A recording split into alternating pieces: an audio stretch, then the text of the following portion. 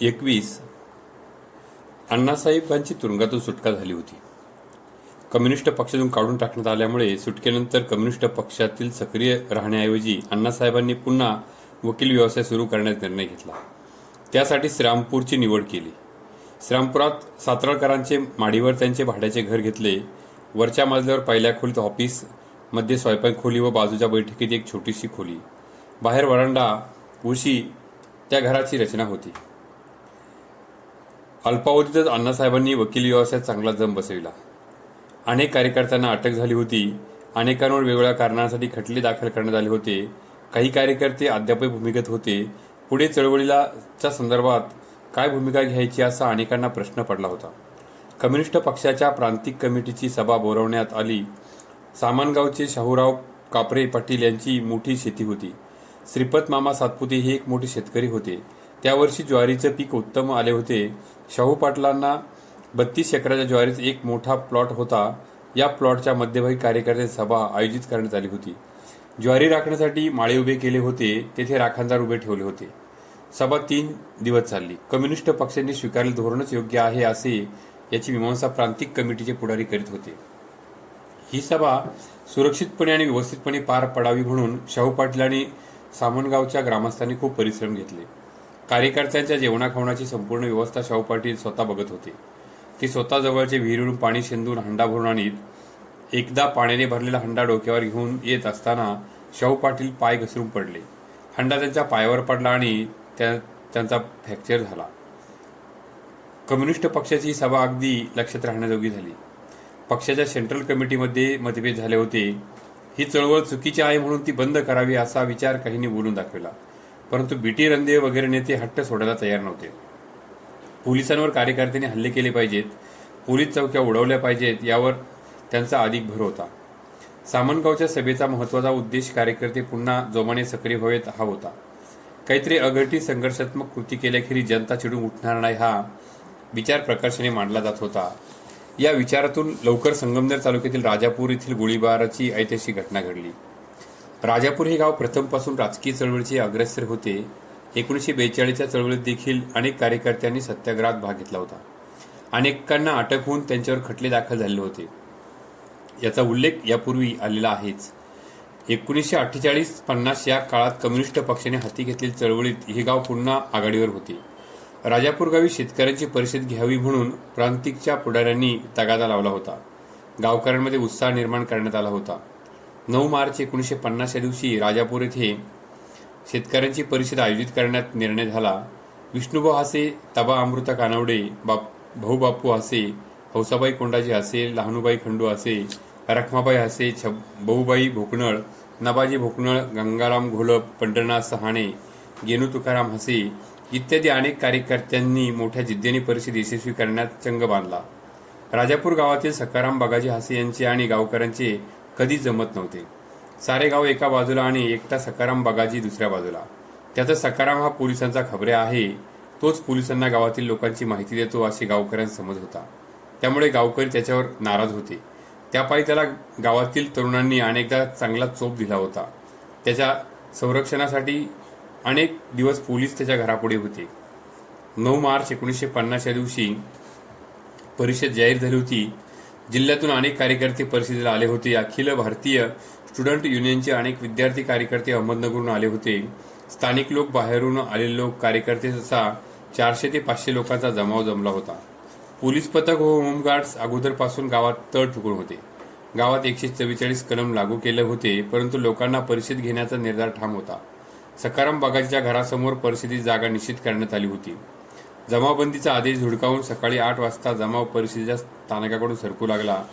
तणाव सारखा वाढू लागला. पोलिसांची व कार्यकर्त्यांची झटापट सुरू झाली. पोलिसांनी पुढे येणाऱ्या जमावाला पांगवण्यासाठी लाठीमार करण्यास सुरुवात केली. तरी लोक मागे हटेनात. तेवढ्यात काही तरुण धिटाईने पुढे घुसले आणि त्यांनी पोलिसांच्या बंदुकांना हात घातला. बंदुका हिसकावून घेण्याचा प्रयत्न केला. ही हिसकाहिसकी सुरू असतानाच पोलीस पथकाला गोळीबाराची ऑर्डर मिळाली. पोलिसांनी गोळीबार सुरू केला. गोळीबारात काशीनाथ कदम, मुरलीधर गोल्लेकर व मारुती गायकवाड हे कार्यकर्ते मृत्युमुखी पडले. सखाराम बागाजी देखील गोळी लागून मरण पावला. सखाराम हा लोकांच्या मते पोलिसांचा खबऱ्या होता. परंतु पोलीस देखील या खबऱ्याला कंटाळले होते. त्याचा एकदा कायमस्वरूपी काटा काढायचा विचार करून पोलिसांनी ही संधी साधली असावी. गोळीबारानंतर गावातील 100-150 लोकांना अटक करून घेण्यात आले. त्यांच्यावर खटले भरले. पोलिसांनी घराघरात झडत्या घेण्याचे सत्र सुरू केले. 9 मार्च 1950च्या राजापूर गोळीबार घटनेने संपूर्ण महाराष्ट्रात खळबळ उडाली. माझी नेमणूक शेवगाव पाथर्डी तालुक्यात पक्ष संघटक म्हणून झाली होती.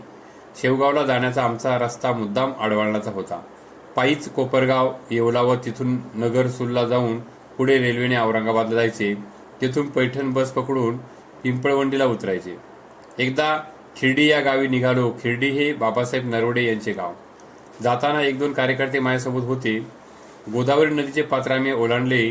नदीला पाणी थोडेसेच होते. समोर खिरडी गाव. पात्र चढून वर जाताना डाव्या बाजूला बाबासाहेबांच्या खळवाडीत मोठे खळे चालू होते. उजव्या बाजूला गाव. गावाच्या मध्यभागी वाडावाजा माडी लांबून दिसत होती. आम्ही गावात न जाता प्रथम खळवाडीला गेलो. तोंडाशीच पत्र्याची शेड होती. त्यात बारदाण्याचे बंडल, सुतळी, दाभण, आधुल्या, काही पोत्यांच्या ठिक्या होत्या. समोर प्रचंड खळे चालू होते. 60-70 लोक काम करत होते. कोणी तर तूर झोडत होते, कोणी हरभरा झोडत होते, तर कोणी उपणीत होते. पलीकडे गावाची मळणी चालू होती. काही मजूर खताच्या गाड्या भरत होते. शेतात खत टाकण्याचे काम जोरात चालू होते. आम्ही पत्र्याच्या शेडमध्ये बसलो. पाहुणे आला तर निरोप गावात बाबासाहेबांकडे गेला. गावातून रस्ता ओलांडून एक व्यक्ती आमच्या दिशेने येताना दिसली. डोक्याला पांढरा शुभ्र कोशा फेटा बांधला होता. पांढरा शर्ट, एक टांगी शुभ्र धोतर, कमरेला साखळीच्या किल्ल्यांचा जुडगा. चालताना किल्ल्यांचा जुडगा मांडीवर आदळून विशिष्ट आवाज व्हायचा. शेडमध्ये ती व्यक्ती येताच आम्ही एकमेकांना नमस्कार केला. ती व्यक्ती होती बाबासाहेब नरवडे. शेवगाव तालुक्यातील एक बडे शेतकरी. गंगाकाठी काळीभोर सुपीक जमीन. शेतीचा पसाराही मोठा. परंतु बाबासाहेब कम्युनिस्ट पक्षाचे मोठे सहानुभूतीदार. त्यामुळे कार्यकर्त्यांची त्यांच्याकडे नेहमी जाणे येणे असे. त्यातच त्यांची आणि एकनाथ भागवतांची चांगली जवळीक होती. चंद्रभान पाटील आठरेंचे गाव पाथर्डी तालुक्यातील कौडगाव फलकेवाडीचे फलके मंडळी यांचे नातेसंबंध आठरे आणि नरवडे या दोन्ही कुटुंबियांशी होते. या नातेसंबंधामुळेही अनेक कार्यकर्ते आठरे पाटलांना मानणारे होते.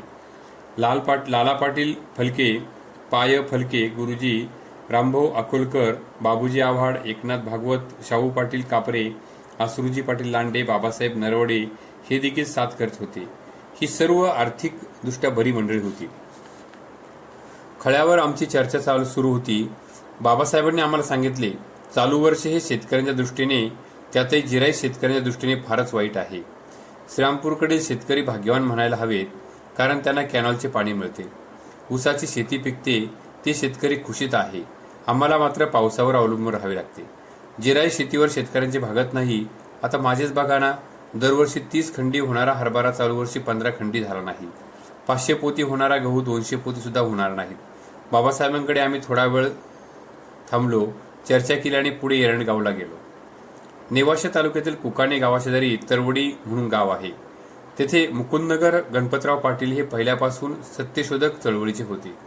महात्मा फुले यांच्या विचारांचा त्यांच्यावर पगडा होता. मुकुंदरावांनी छोटासा छापखाना टाकला होता. ते दिनमित्र नावाचे एक साप्ताहिक चालवित.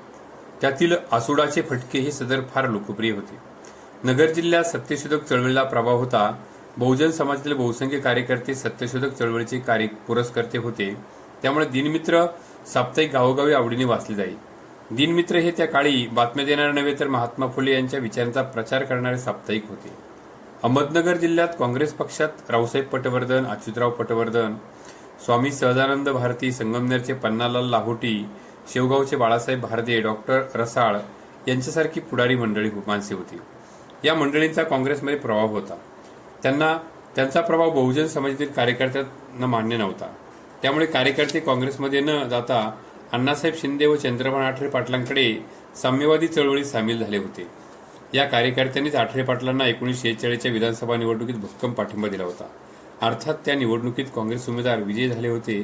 यासंबंधीची माहिती यापूर्वी आलेलीच आहे. पिंपळवंडी गावात आम्ही मुक्कामाला असताना कोणतरी बातमी आणली की आठरे पाटील पोलिसांकडून पकडले गेले आहेत. संगमनेर तालुक्यात हुडीवाला नावाचा फौजदार बदलून आला होता. त्याने तालुक्यात खूपच धुमाकूळ घातला होता. अनेकांना पकडून स्थानबद्ध केले होते. ठिकठिकाणी धाडी घालण्याचे सत्र सुरू केले होते. त्या हुडीवालानेच आठरे पाटलांना आता अटक केली होती. त्याचे असे झाले, बाळासाहेब ढगे नावाचे ग्रामसेवक जोरव्याला होते. सुरुवातीला ते जोर्वे येथेच राहत असत. पुढे 1 वर्षानंतर ते संगमनेरला राहायला गेले. त्यांच्या भूमिगत कार्यकर्त्यांचा संपर्क होता. भूमिगत कार्यकर्त्यांमध्ये संपर्कद्वा म्हणून कामे करणे, पत्रव्यवहार, निरोप पोच करणे इत्यादी कामे ते करीत. आठरे पाटील बाबासाहेब लगड यांच्या लोणी सातळ रस्त्यावरील वस्तीवर थांबले होते. त्यांचा निरोप देण्यासाठी बाळासाहेब ढगे संगमनेरहून सायकलवर निघाले. पोलिसांकडून त्यांचा पाठलाग झाला. बाळासाहेब ढगे लगड वस्तीवर पोहोचले. त्याच दरम्यान शेजारच्या वस्तीवर एक महिला लंगडांचे घरी 2 चक्कर टाकून गेली. एकदा पीठ मागण्याच्या निमित्त तर दुसऱ्यांदा काहीतरी मागण्याच्या निमित्ताने ती आली होती. एकनाथ भागवते आठरे पाटलांसोबत लगड वस्तीवर होते. त्या महिलेचे असे लागोपाठ 2दा मागण्याने निमित्त करून येणे भागवतांना संशयास्पद वाटले. काहीतरी गडबड असावी अशी त्यांना शंका आली. लगडांच्या घरात किती व कोण माणसे आहे त्याचा सुगावा काढण्यासाठी बहुधा पोलिसांनी त्या महिलेला पाठवले असावे असा एकनाथ भागवतांनी अंदाज केला. त्यांनी आठरे पाटलांना सांगितले की आता येथे थांबणे धोक्याचे आहे, आपण ताबडतोब इथून निघून जाऊया. परंतु बाळासाहेब ढगेंच्या पाठोपाठ क्षणाचा विलंब न लावता हुडीवाला फौजदार तेथे येऊन टपकला आणि आठरे पाटलांवर रिव्हॉल्वर रोखून त्यांना हँड्स अप म्हणून दरडावले. त्याला संशय होता की आठरे पाटलांजवळ हत्यार असेल व ते प्रतिकार करतील. आठरे पाटलांनी आपले दोन्ही हात वर केले. हुडीवालाने झडप घालून त्यांना पकडले. त्या गडबडीत एकनाथ भागवत नजर चुकून तिथून सटकले आणि गायब झाले. आठरे पाटील कसे पकडले गेले त्याचा ठावठिकाणा पोलिसांना कसा लागला याची चर्चा कार्यकर्त्यांना सुरू झाली. आठरे पाटलांना पकडण्यासाठी 10,000 रुपयाचे बक्षीस जाहीर झाले होते. ढगे यांच्या सायकलचा पाठलाग करीतच हुडीवाला लोणीतला लगड वस्तीवर येऊन टपकला होता. आठरे पाटलांना हुडीवालाने पकडले, परंतु ढगे यांना मात्र अटक केली नाही. कम्युनिस्ट पक्षाच्या संघटना उभारताना स्थानिक सेलला फार महत्त्व असते. शेवगाव पाथर्डी तालुक्यात पक्ष कार्यकर्त्यांचे संपर्क साधण्याचा बैठक घेणे, त्यांना पक्षाचा कार्यक्रम देणे या निमित्ताने बाबूजी आव्हाड यांच्यासोबत पाथर्डी तालुक्यात मी खूप फिरलो. हंडाळवाडी हे बाबूजींचे गाव. त्यांची मोठी शेती होती. विहीर बागायतमध्ये संत्री मोसंब्याच्या बागा होत्या. त्यांचे वडील गणपतराव पूर्वी इंदोर येथील लष्करात मेजर होते. उंच धिप्पाड शरीरयष्टी, परंतु आता वृद्धात्वामुळे थकले होते. बाबूजींची आई लक्ष्मीबाई अतिशय प्रेमळ, पत्नी कुमुदिनी अत्यंत आतिथ्यशील, आल्या गेल्या पाहुण्यांचे सतत प्रसन्न मुद्रेने आतिथ्य करीत. हंडाळवाडीजवळ बाभूळ गाव आहे. भिवशन तुपे हे तेथील कार्यकर्ते. परिस्थितीने साधारणपण पक्षाच्या कामात दांडगा उत्सव. बाभुळगावहून पिंपळगाव कासारला जाताना डाव्या बाजूला मढी येथे महाराष्ट्रात प्रसिद्ध असे नवनाथाचे देवालय आहे. एका उंच टेकडीवर असलेले हे मंदिर अत्यंत सुंदर आहे. दरवर्षी रंगपंचमीला येथे मोठी यात्रा भरते. गाढवांचा प्रसिद्ध बाजार भरतो. वैदू वडारी सर्व भटक्या जाती जमाती यात्रेला काळात येथे जमतात. 5-10 दिवस थांबतात. त्या ठिकाणी त्यांचे एकमेकांशी वर्षातून एकदा हमखास संपर्क होतो. त्यामुळे सोयीर संबंध जमवणे, लग्न कार्य ठरवणे इत्यादी कामे याच यात्रेच्या काळात करतात. जात पंथाचे निवाडेही इथेच होतात. पिंपळगाव कासारला तिसगावहून जाता येते. पिंपळगाव कासार येथे कम्युनिस्ट पक्षाचे युनिट होते. साहेबराव राजळे यांच्याकडे आम्ही थांबत असू. दादा पाटील राजळे हे पिंपळगाव कासारचेच. आजूबाजूच्या भागात पक्षाचे काम दादा पाटील हिरारीने करीत असत. तिसगाव हे गाव ऐतिहासिक महत्त्वाचे. गावाला 30 वेसी आणि प्रचंड कोश या भागातील हे बाजारपेठेचे गाव. चांदबिबीचे राज्य अहमदनगरला असतानाच्या काळात तिसगावला अत्यंत महत्त्व होते. राज्यकारभाराच्या दृष्टीने नव्हे तर संरक्षणाच्या दृष्टीने देखील तिसगावला खूप महत्त्व होते. करंजी घाट ओलांडल्याखेरीज शत्रू सैन्याला अहमदनगरवर हल्ला करता येत नसे. निंबोडी हे ग.रा. उर्फ रावसाहेब म्हस्के यांचे गाव. रावसाहेब म्हस्के सुरुवातीला जिल्हा लोकल बोर्डात स्टोअर कीपर म्हणून नोकरी करीत. बापूराव भापसे देखील याच निंबोडीचे. बाबूराव म्हणजे अफाट विचारांचा कार्यकर्ता. परिस्थिती गरिबीची. आपल्या आईसमोर ते एका कोपीत राहत. पुढे ते मुंबईला गेले. गिरणी कामगार युनियनचे कार्य करू लागले. मुंबईच्या कामगार क्षेत्रात व राजकारणातही समरस झाले. तिसगावच्या पश्चिमेला कौडगाव हे चंद्रभान पाटील आठरे यांचे गाव. गावाच्या पश्चिमेला आठरे पाटलांचा घडीव दगडांचा मोठा वाडा होता. वाड्याच्या उत्तरेकडे मोठा दरवाजा, 2 ओसऱ्या, मध्यभागी एक आड, पाठीमागे मोठा परस, पश्चिमेला परसदार, परसातच स्वयंपाकासाठी शेड. वाड्याला लागून मोठी शेती, संत्रे मोसंबीच्या बागा. या बागांमध्ये आम्ही थांबत असू. आठरे पाटलांचे बंधू आबासाहेब सर्वत्र कारभार पाहत, दत्तोबा शेती पाहत, आई महिनाबाई आणि भाऊजाई लक्ष्मीबाई व पत्नी भाभी या घर सांभाळीत. भाभींचे माहेर फलकेवाडीचे. लाला पाटील फलके यांच्या त्या भगिनी. आठरे पाटलांचे मोठनाड्याचे मोठे बागायत होते. गाई, म्हशी, बैल मोठा बारदाना होता. खूप गडी माणसे कामाला होती. पाहुणारावळ्यांची वर्दळ तर सारखी चालूच असे.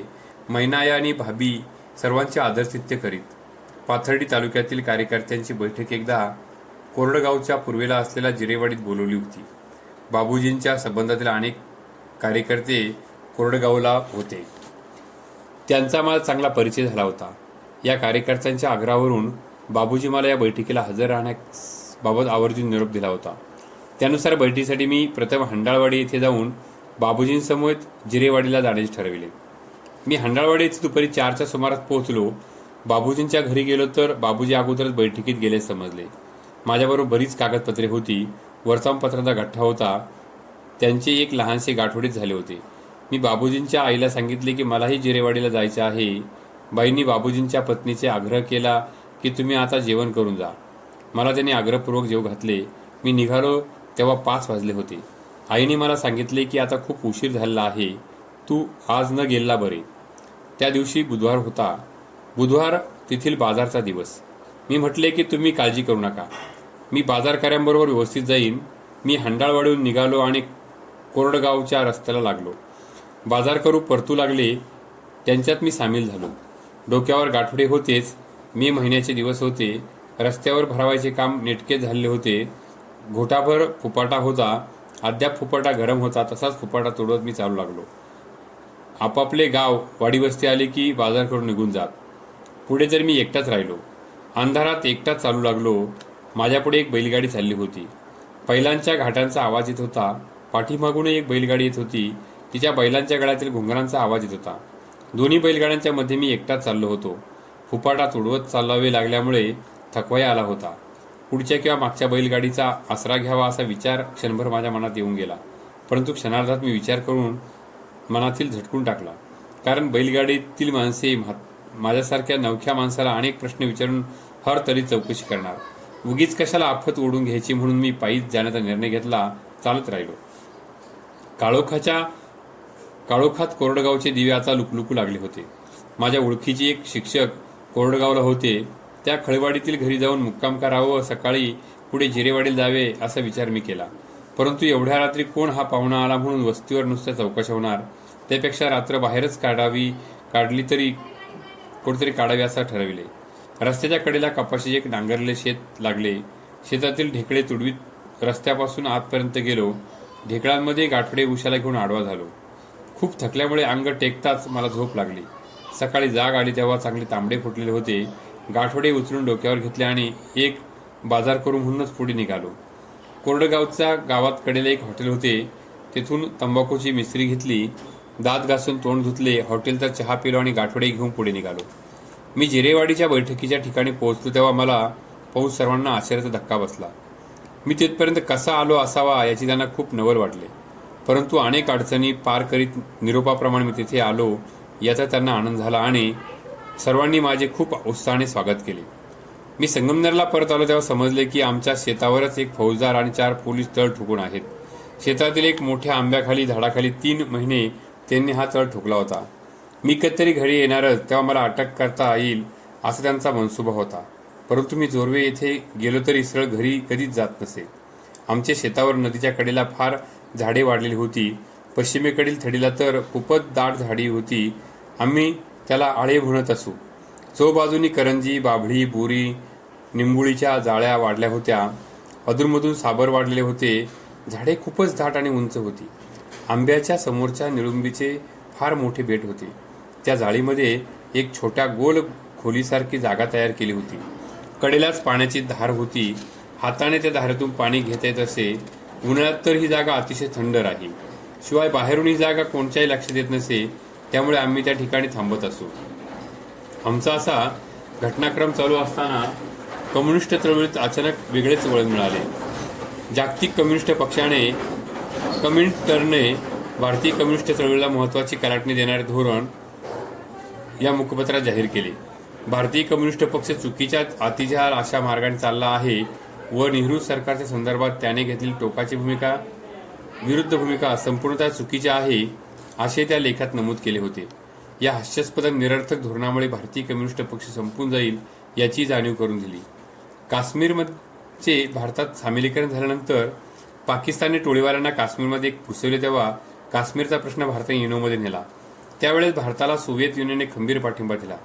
युनोमध्ये भारताच्या बाजूने मतदान केले. इतकेच नव्हे तर सुरक्षा परिषदेत सोव्हिएत युनियनने नकाराधिकार वापर करून ठराव फेटाळला व भारताला भक्कम साथ दिली.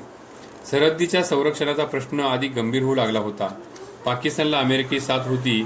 आर्थिक मदत व संरक्षण साहित्याचा पुरवठा होत होता. सोव्हिएत युनियननेही भारताला लढाऊ MiG-21 जातीची विमाने व इतर युद्ध साहित्य पुरवले.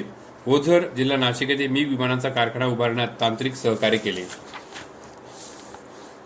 भारत पोलाद निर्मितीमध्ये स्वयंपूर्ण व्हावा म्हणून भिलाई पोलाद कारखाना उभारणीसाठी सहकार्य केले. वास्तविक सोव्हिएत युनियन भारताचा मित्र राष्ट्र म्हणून भारताने सातत्याने साथ करीत असताना भारतीय कम्युनिस्ट पक्षाने मात्र मिळालेले स्वातंत्र्य हे खरे स्वातंत्र्य नाहीच. पंडित नेहरूंच्या नेतृत्वाखाली सरकार हे ब्रिटिशांचेच बुजगावणे सरकार आहे. ही सत्ता उलटवून टाकली पाहिजे अशी सारासार चुकीची व हास्यास्पद भूमिका घेतली.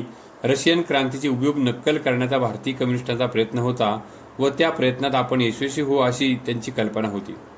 जनतेच्या प्रश्नावर जहाल कार्यक्रम हाती घेऊन पोलिसांवर हल्ले केले. धान्याची गोदामे लुटून लोकांना वाटून दिले.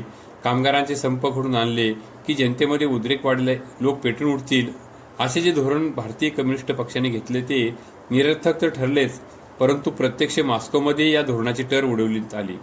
इतकेच नव्हे तर भारतीय कम्युनिस्ट पुढाऱ्यांना मॉस्कोला बोलावून घेण्यात आले. S.A. डांगे व इतर पुढारी गुप्त मार्गाने मॉस्कोला गेले. महिनाभर तेथे थांबून भारताचा विभाग पाहणार तेथील नेतेमंडळीसमोर त्यांनी चर्चा केली. रावसाहेब शिंदे त्यावेळी मुंबईला होते. एक दिवस अण्णासाहेबांकडून असा निरोप आला की रावसाहेब शिंदे व मी त्यांना भेटण्यासाठी वाडीवरे येथे यावे. त्यानुसार ठरलेल्या दिवशी आम्ही वाडीवरे येथे गेलो. अण्णासाहेब तेथे आले होते. त्या भेटीत अण्णासाहेबांनी आम्हाला सांगितले की कम्युनिस्ट चळवळ अत्यंत चुकीच्या मार्गाने चालू आहे. शिवाय चळवळीचा जोर आणि जोशही संपलेला आहे. कम्युनिस्ट पुढारी ही वस्तुस्थिती समजून घेण्याच्या व ऐकण्याच्या मनस्थितीत नाहीत. तेव्हा आता या चळवळीतून गुंतून पडण्यापेक्षा तुम्ही दोघांनी उघड व्हावे. अटक झाली तरी हरकत नाही. रावसाहेबांनी कोल्हापूरला जाऊन आपले वकिलीचे शिक्षण पूर्ण करावे. आम्ही त्यांचा सल्ला मानण्यास ठरविले. त्याप्रमाणे रावसाहेब कोल्हापूरला गेले. तेथील लॉ कॉलेजमध्ये दाखल झाले. तेथून मित्रांनी घरी 2-4 पत्रे पाठवली. त्यातील एक पत्र नेमके पोलिसांच्या हाती पडले. DSP मोरे व पोलीस कोल्हापूरला गेले व रावसाहेबांना पकडले. अहमदनगरला आलेले DSP मोरे स्वभावाने अतिशय चांगले होते. त्यांनी रावसाहेबांना आमच्या घरी नेले आणि सल्ला दिला की तुम्ही तरुण आहात, प्रथम आपले शिक्षण पूर्ण करा आणि मग राजकारणाच्या चळवळीत भाग घ्यायला की नाही ते ठरवा. रावसाहेबांना सोडून देण्यात आले. मी देखील अहमदनगरला गेलो. सारडा गल्लीतून चाललो असता पोलिसांनी हवालदार बाबूराव देशमुख यांची भेट झाली.